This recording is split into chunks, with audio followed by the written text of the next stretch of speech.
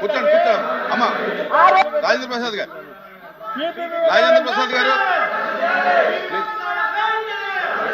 with respect to the chair, అధ్యక్ష ఎల్వల్పి గారు coat చేశారు ట్రెడిషన్స్ గురించి, కస్టమ్స్ గురించి. మీ ఎల్వల్పి గారి గురించి మాట్లాడాలండి అధ్యక్ష. ముందు సభని ఆర్డర్లో పెట్టిన తర్వాత ఆయన మాట్లాడితే బాగుండేది అధ్యక్ష.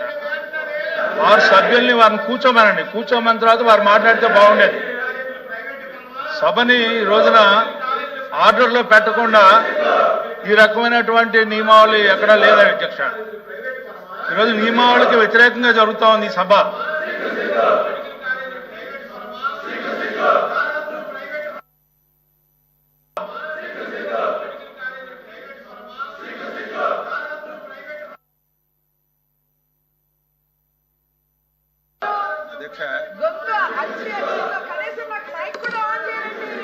అధ్యక్ష,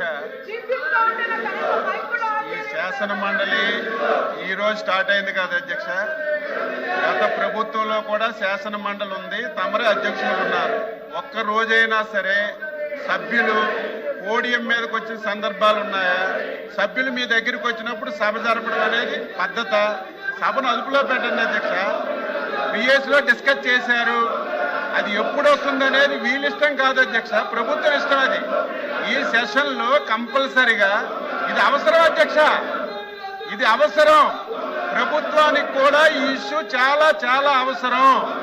మేము తీసుకున్నటువంటి నిర్ణయం ప్రజల శ్రేయస్సు గురించి తీసుకుంటున్నటువంటి నిర్ణయం. అది మొత్తం ఎక్స్ప్లెయిన్ చేస్తాము. ఈరోజు తీసుకున్నటువంటి నిర్ణయం వల్ల ప్రజలకు ఏ రకంగా మేలు జరుగుతుంది, ప్రజలకు ఏ రకంగా ఉపయోగపడుతుందని చెప్తాం అధ్యక్ష. మీరు ఏదైతే ఎజెండాలో పెట్టారో ఆ ఎజెండా ప్రకారం తీసుకోండి. ఈ రోజు ఎజెండాలో ఒక ఇష్యూ తీసుకున్నారు, రేపు ఇంకోటి తీసుకోండి. ముందు సభ అదుపులో పెట్టండి అధ్యక్ష. సభ అదుపులో పెట్టండి. తమరే గత గవర్నమెంట్ లో చైర్మన్ గా ఉన్నారు, మేము సభ్యులుగా ఉన్నాం. పోడియం దాటి అక్కడికి రాలేదు అధ్యక్ష. మీరు గీసిన గేట్ దాటి రాలేదు. ఈరోజు కావాలని మీ చుట్టుముట్టు వస్తుంటే మీరు సభ నడపడం ఇది మంచి విధానం కాదు. దయవుంచి మీ పవర్స్ ఉపయోగించండి, సభ సజావుగా జరగడానికి సహకరించమని చెప్పి కోరుతున్నాం అధ్యక్ష.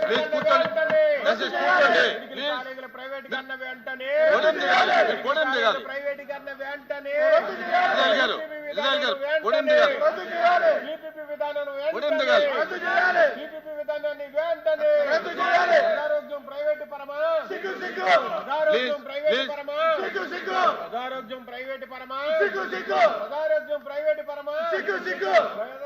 ప్లీజ్ దిగండి, మీ సీట్లోకి వెళ్ళండి. పోడియం దిగాలి. మీరు రోజు పోడియం ఎక్కడం మంచి పద్ధతి.